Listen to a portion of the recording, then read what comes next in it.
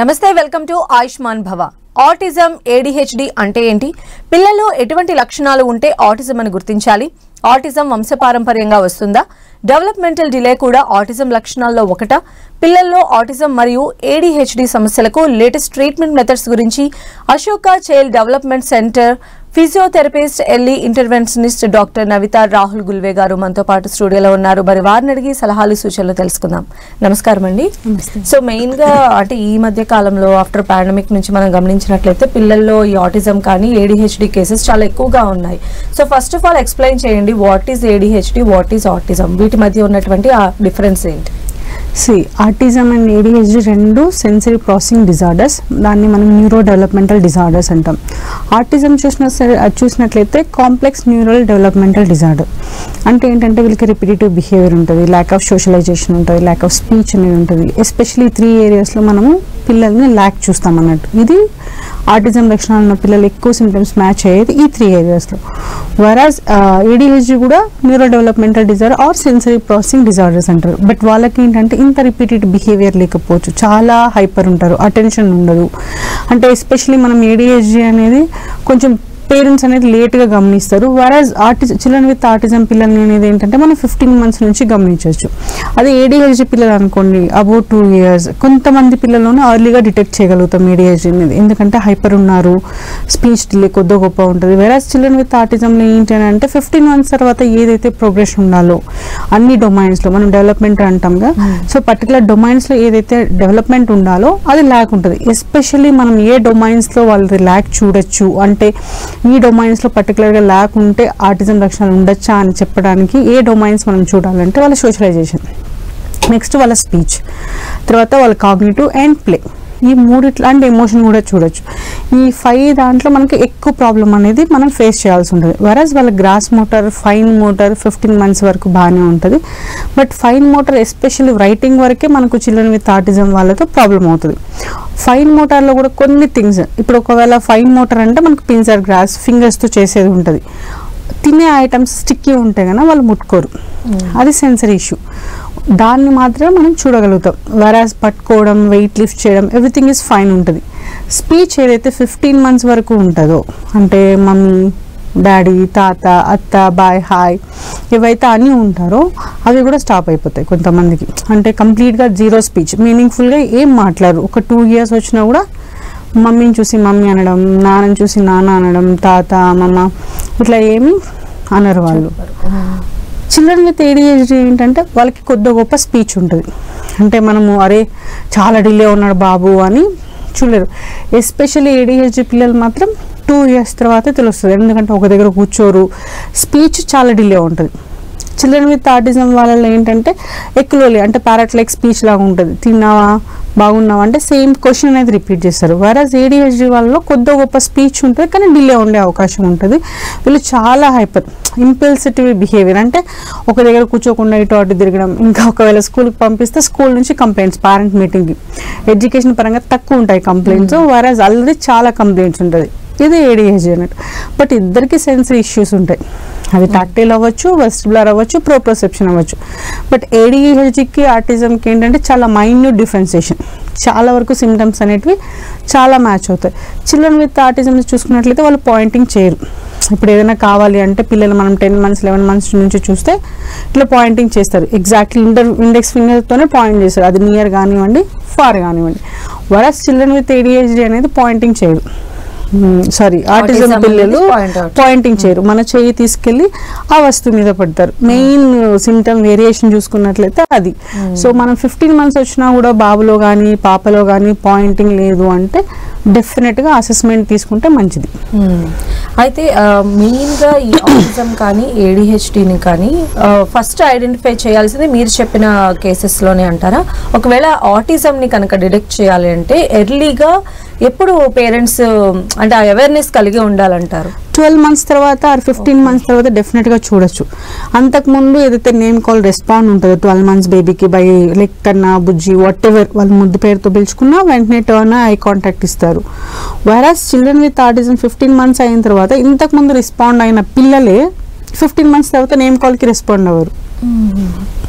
Might be మీరు 3 సార్లు, కొంతమంది 10 సార్లు పిలిస్తే 1 లేదా 2 సార్లు రెస్పాండ్ అవుతారు. వీళ్ళు ఏదో ఆటలో ఉన్నారు అని అనుకుంటారు, కానీ వాళ్ళు నేమ్ కాల్కి రెస్పాండ్ అవ్వరు. అది ఒకటి. ఐ కాంటాక్ట్ ఇవ్వరు. ఇంకా మీరు ఏదైనా పార్టీ క్రౌడెడ్ ఏరియాకి తీసుకెళ్తే వాళ్ళు కంఫర్టబుల్గా ఫీల్ అవ్వరు. ఇంకా పిక్ ఈటర్స్ ఉంటారు. Fruits zero. కొంతమంది పిల్లలు అయితే ఫ్రూట్స్ అస్సలు యాక్సెప్ట్ చేయరు. కొంతమంది ఫ్రూట్స్ తింటున్నారన్నా మైట్ బి ఒక 3 ఫ్రూట్స్ తింటారు. పొమోగ్రానైట్, బనానా, ఆపిల్, అంటే రెగ్యులర్గా పేరెంట్స్ ఫస్ట్ ఇంట్రడ్యూస్ చేస్తారు అక్కడ వరకే. ఇంకా జ్యూసీ టైప్ ఏమన్నా, ఇప్పుడు వాటర్ మెలన్ లిక్విడ్ ఇది అవుతుంది, అలాంటివి యాక్సెప్ట్ చేయరు అన్నట్టు. సో మనం 15 months తర్వాత నుంచి డెఫినెట్గా చిల్డ్రన్ విత్ ఆటిజం లక్షణాలు ఉన్నాయి అంటే డెఫినెట్గా డిటెక్ట్ చేయొచ్చు. Early detection and early intervention చాలా ఇంపార్టెంట్. అంటే చాలా తొందరగా మనకు చేంజెస్ కనిపిస్తాయి. ఓకే, సో థెరపీస్ కూడా మన అశోక చైల్డ్ డెవలప్మెంట్ సెంటర్లో ఇస్తూ ఉన్నారు కదా. సో ఎన్ని రకాల థెరపీస్ అనేవి అందుబాటులో ఉంటాయండి జనరల్గా ఈ కేసెస్లో? యాక్చువల్లీ మేము 9 థెరపీస్ ఇస్తున్నామండి ఆల్మోస్ట్. సో కిడ్నీ పట్టి ఏది అవసరం, ఇప్పుడు మనం బేసిక్ థెరపీస్ అని కొన్ని ఉంటాయి, ఆ బేసిక్ థెరపీస్ మీద మనం వర్కౌట్ చేస్తాం. ఆ థెరపీస్లో కూడా మనకు మనం అనుకున్నంత చేంజెస్ లేవు అంటే ఇంకా వేరే థెరపీస్ కూడా ఇంట్రడ్యూస్ చేయడం అనేది జరుగుతుంది. ఓకే, అయితే మెయిన్గా ఇది రావడానికి రీజన్ అంటే ఏముంటుందండి? ఇది ఏమన్నా జెనెటికల్గా వచ్చేవా, లేకపోతే అసలు ఏంటి న్యూరో ప్రాబ్లమ్స్?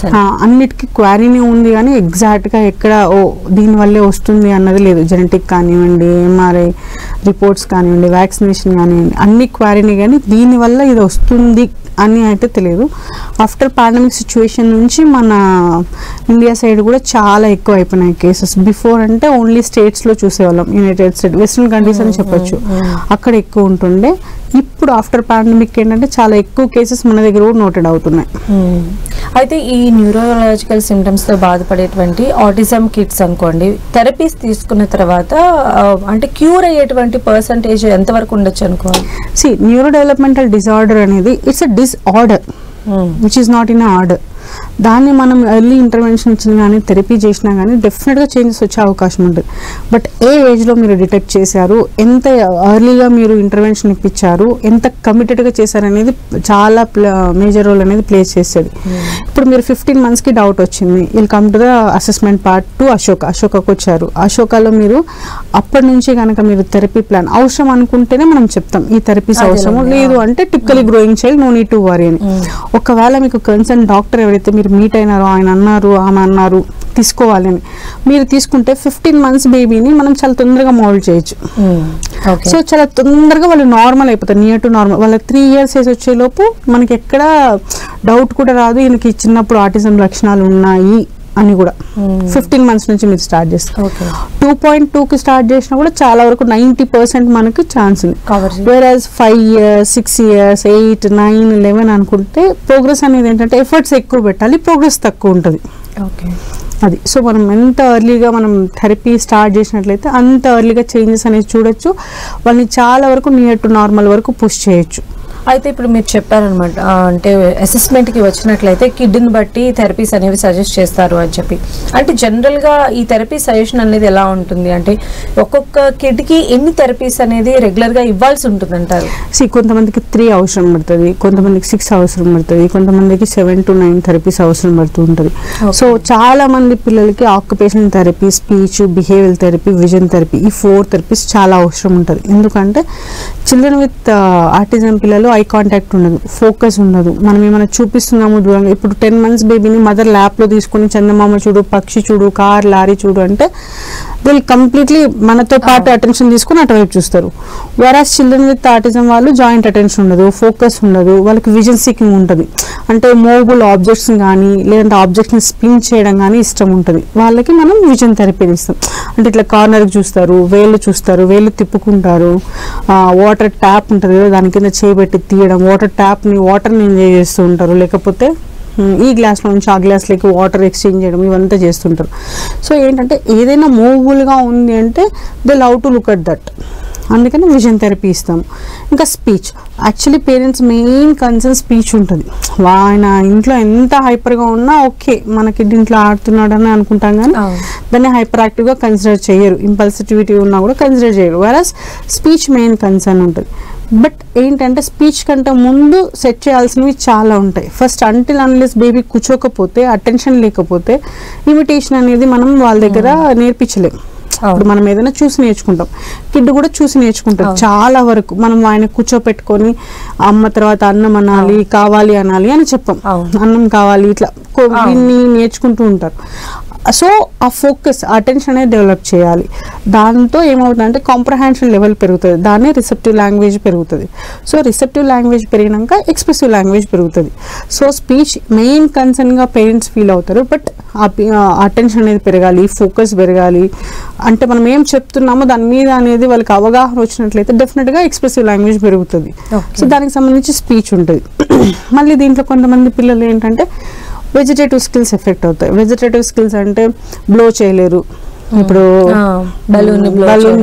బెలూన్ అంటే 2 years తర్వాత వస్తుంది. నార్మల్గా ఇప్పుడు మనం ఏదైనా ఫీడ్ చేస్తున్నాం, వేడిగా ఉందంటే వాళ్ళు కూడా అంటారు. మనం అని నోటి దగ్గరికి వెళ్తే వాళ్ళు కూడా ఫుఫ్ అంటారు, అది బ్లో చేయరు వాళ్ళు. బ్రష్ చేసిన తర్వాత ఇప్పుడు 10 months బేబీకి 9 months బేబీకి మనం ఫింగర్తో చేస్తాం. 1 year వచ్చాక చిన్న బ్రష్ ఇస్తాం కదా, అది ఉంచాలి కదా, అది ఉంచునికి రాదు. నేంటే స్ట్రా నుంచి సక్ చేయనికి రాదు. పర్టికులర్గా అన్నం మాత్రం నమ్మలరు. వేరే కంచి ఐటమ్స్ ఇప్పుడు మనము లేస్ చిప్స్ అట్లా పేరెంట్స్ అలవాటు చేస్తున్నారు, అవి మంచిది కాదు, కానీ అవి మంచిగా నమ్మడం వచ్చు, వేరస్ అన్నం వరకు నమ్మలరు. ఇలా వెజిటేటివ్ స్కిల్స్ కూడా ఎఫెక్ట్ అవుతుంటాయి వాళ్ళు. సో వాటిని ఎంకరేజ్ చేయడానికి ఓరల్ ప్లేస్మెంట్ థెరపీ అనేది ఇస్తాం. ఇంకొకటి cognitive behaviour therapy. Cognitive behaviour therapy అంటే వీళ్ళు ఫోకస్ చేయరు, ఇమిటేషన్ ఉండదు, అటెన్షన్ ఉండదు, ఆటోమేటిక్గా మన కాగ్నిటివ్ ఎబిలిటీస్ అనేవి పెరగవు. ఈ కాగ్నిటివ్ ఎబిలిటీస్ అంటే planning, problem solving, reasoning, memory, logical thinking ఇవన్నీ ల్యాక్ అవుతూ వస్తుంటారు. సో దాని మీద బిహేవియర్, ఇంకా కొంతమంది పిల్లలు టాంట్రమ్స్ ఉంటాయి. టాంట్రమ్స్ అంటే ఇప్పుడు కోపం వస్తుంది వాళ్ళకి, నో అని చెప్తే కోపం వస్తుంది, జంప్ చేస్తుంటారు. నో నాన్న చేయొద్దు అంటే కోపం వస్తుంది. కొంతమంది పిల్లలు వస్తువులు ఇసిరేస్తుంటారు, వేరే పిల్లల్ని హార్మ్ చేస్తారు. వేరే పిల్లలకి హార్మ్ చేయరు. కొంతమంది పిల్లలు వాళ్ళని వాళ్ళే హార్మ్ చేసుకుంటారు. Self bite, self hitting, head banging ఉంటుంది, కింద తలేసి కొట్టుకోవడము, సడన్గా నవ్వేసుకోవడము, అరవడము, ఇవన్నీ టాంట్రమ్స్. సో మనం ఈ సిబిటీలో ఏంటంటే బిహేవియర్ మీద, కాగ్నిటివ్ మీద యాజ్ వెల్ as అకాడమిక్స్ మీద కూడా వర్కౌట్ చేస్తాం అన్నట్టు. ఇది సిబిటి. సో ఇంకా క్రేనియోసైక్రల్ థెరపీ ఉంటుంది, విజువల్ మ్యానిపులేషన్స్ ఉంటాయి, సుజోక్ 6 అని ఉంటుంది. ఈ థెరపీస్ అన్నీ ఉంటాయి మన దగ్గర. ఓకే, అయితే పిల్లల్లో సోషల్ కమ్యూనికేషన్ అనేది చాలా తక్కువగా ఉంటుందని చెప్పారు. అసలు పక్కన ఏం జరుగుతున్నా పట్టించుకోకుండా ఐసోలేట్ గా ఉంటారు. ఎగ్జాక్ట్లీ. జనరల్ గా వీటిని డెవలప్ చేయాలంటే ఏం చేయాలంటారు? సోషల్ కమ్యూనికేషన్ స్కిల్ పెంచాలి అంటే మనం వాళ్ళని సోషలైజ్ చేయాలి, బట్ వాళ్ళ క్రౌడెడ్ ఏరియాకి ఫస్ట్ యాక్సెప్ట్ చేయాలి. బట్ థెరపీ తీసుకుంటూ కనుక మీరు సోషలైజ్ చేసినట్లయితే వాళ్ళు అంటే వాళ్ళకి అలవాటు అవుతుంది ఎలా అని. ఎందుకంటే గ్రూప్ థెరపీస్ ఉంటాయి, పేర్ గ్రూప్ మింగ్లింగ్ కూడా వాళ్ళు ఇష్టపడరు. ఓన్లీ కిడ్స్, మనకు చాలా మంది పేరెంట్స్ కన్ఫ్యూజ్ అవుతుంటారు, పిల్లలతో ఆడతారంటే అవును అని అంటారు, బట్ ఆయన ఆడే ఆట ఈయన ఆడతారంటే లేదు, వాళ్ళ ఆట ఈయన ఆట పక్కకు కూర్చుంటాడు, కానీ ఈయన ఆడుతుంటాడు. మామూలుగా మనం చిన్న బేబీస్ చూసినా ఆ ఏజ్ పిల్లలు కనిపిస్తే ఏదో ఒక విధంగా ఇంటరాక్ట్ అవుతారు, స్పీచ్ లేకపోయినా కూడా ఇంటరాక్ట్ అవుతుంది, which is lacking in children with autism అన్నట్టు. ఈ సోషల్ కమ్యూనికేషన్ స్కిల్స్ డెవలప్ చేయాలి అంటే ఫస్ట్ వాళ్ళకి ఈ క్రౌడెడ్ ఏరియాకి వాళ్ళని టచ్ చేస్తారనేమో, వాళ్ళ స్మైల్ అంటే చాలా విధాలుగా సెన్సిటివిటీ ఉంటుంది కొన్ని విషయాల్లో వీళ్ళకి. సో త్రూ థెరపీ మనం అంతా తగ్గించిన తర్వాత సోషలైజేషన్ ఆటోమేటిక్ గా పెంచుతాం అన్నట్టు. ఓకే, అయితే డెవలప్మెంటల్ డిలే అని కూడా మీరు చెప్తున్నారు కదా, అంటే అది కూడా ఆటిజం కి సంబంధించిన వన్ ఆఫ్ ద సిమ్టమా? డెవలప్మెంటల్ డిలే అనేది ఏంటి అంటే అది ఒక్క డొమైన్లోనే డిలే ఉంటే డెవలప్మెంటల్ డిలే అంటాం, 2కు మించి ఎక్కువ ఉంటుందని గ్లోబల్ డెవలప్మెంటల్ డిలే అంటాం. సో ఇప్పుడు డెవలప్మెంటల్ డిలే అంటే వీళ్ళకి 15 months వరకు చిల్డ్రన్ విత్ ఆటిజం కానీ చిల్డ్రన్ విత్ ADHD కానీ మనం ఎక్కడ డెవలప్మెంటల్ డిలే చూద్దాం. గ్లోబల్గా మన బ్రెయిన్లో ఎన్ని డొమైన్స్ మనకు కిడ్ డెవలప్ అవ్వాలంటే అన్ని డొమైన్స్లోనే చేంజ్ ఉంటుంది 15 months వరకు. అందుకే చాలామంది పేరెంట్స్ అంత తొందరగా డిటెక్ట్ చేయలేకపోతున్నారు.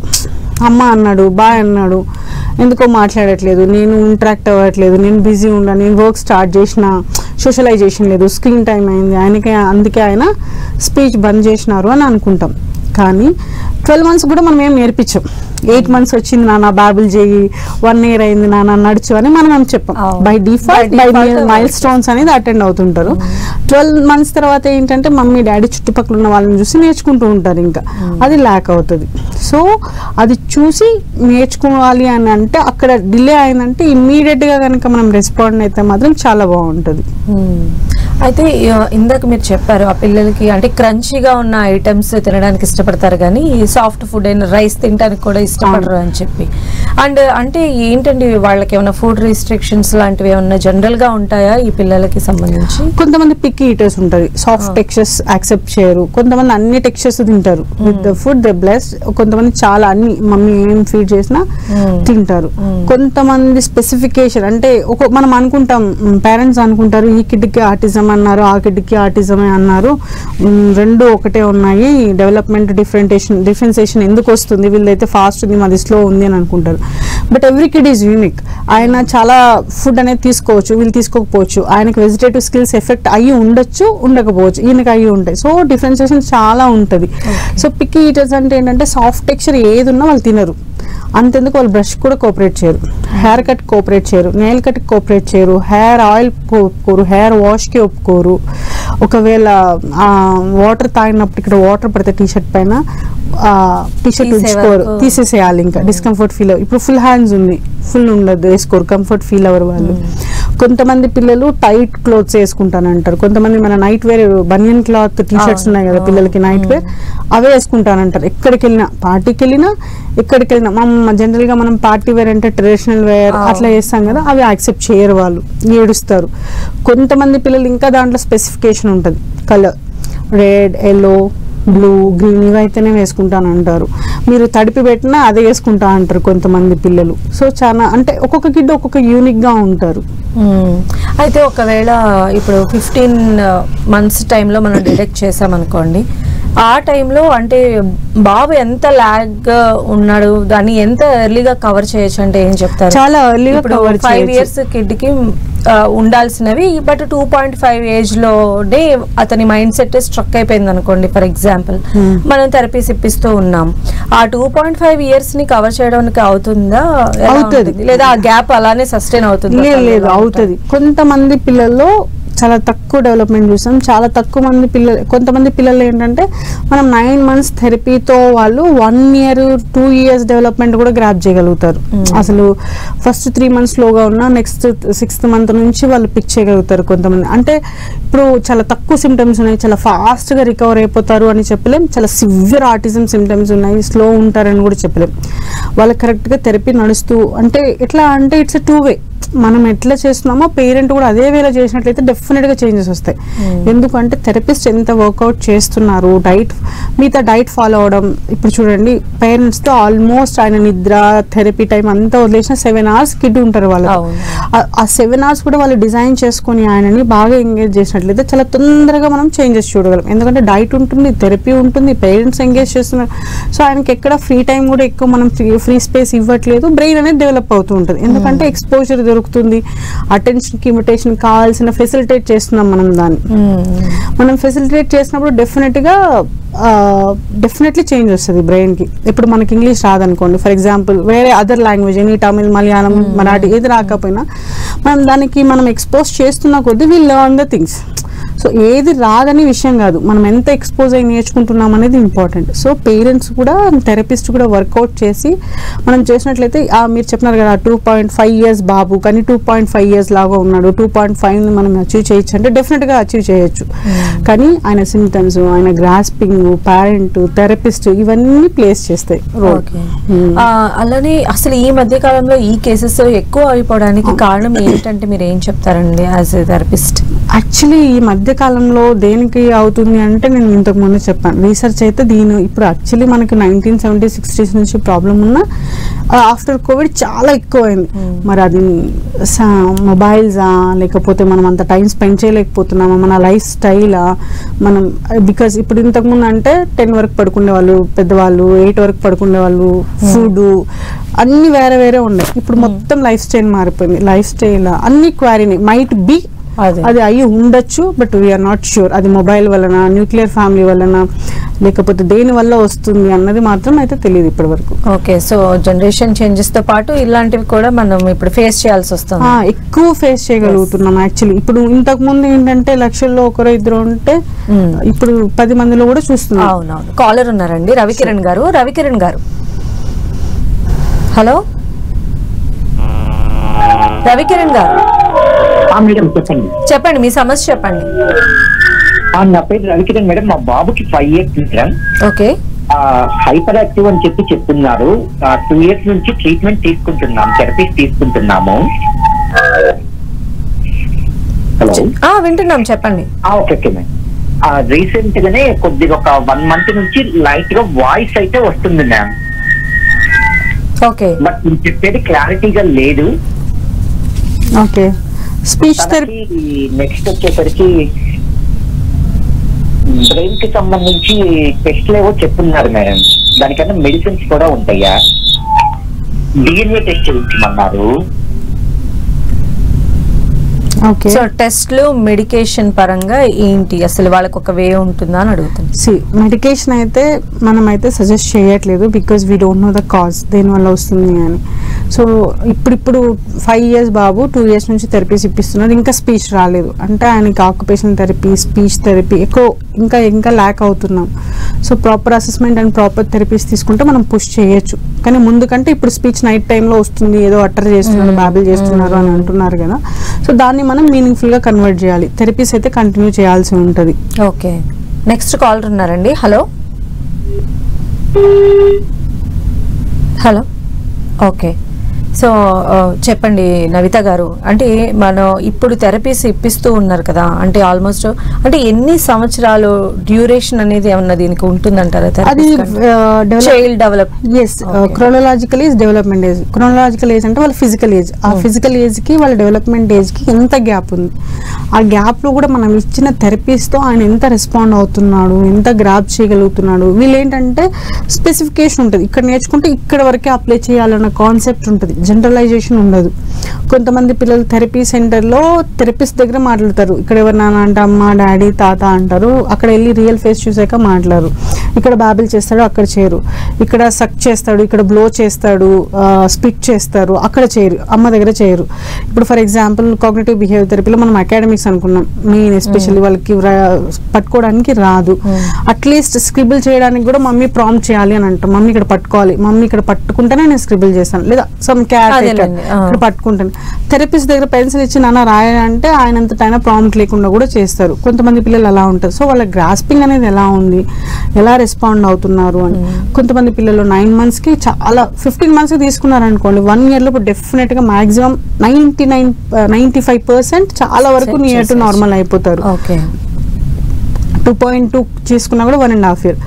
3కి 3+ తీసుకుంటే 1.5 2 years. ఎందుకంటే వాళ్ళు 3.5 year వరకు వచ్చారు. వేరస్ వాళ్ళ ల్యాండ్ అనేది 1 year. అంటే మనకు ఆల్మోస్ట్ 2.5 year పైన ల్యాగ్ ఉంది. 2.5 year ల్యాగ్ ఉన్న దాన్ని మనం 6 months 9 months లో ఫుల్ఫిల్ చేయాలంటే చాలా కష్టం. సో దానికన్నా ఎక్కువ టైం పడుతుంది. అదే 5 years బాబు అమ్మ అనే వర్డ్ కూడా పలకట్లేదు, అమ్మని చూసి అమ్మ అని మీనింగ్ఫుల్ గా అనట్లేదు. సో మనకి normal babies typically growing child 12 to 13 months లో మమ్మీ అంటారు. So 5 years Babu 12 to 3 months అనే మాట అనట్లేదు అంటే ఎంత గ్యాప్ ఉన్నట్లు? Almost 4 years gap. 4 years the gap ఉంది, మనం 1 year చేయలేం కదా అండి. ఒకవేళ కిడ్ అనేవాడు చేస్తే అచ్చా 4 years ఉంది, ఇప్పుడు 2 years ఉంది, 2.5 అట్లా పెంచుకోవచ్చు. కానీ 1 year లో మనం 5 years అనేది చాలా కవర్ చేయడం cases. Thank you so much అండి నవిత గారు. ఇది ఇవాల్టి ఆయుష్మాన్ భవ. చూస్తూనే ఉండండి 10 TV.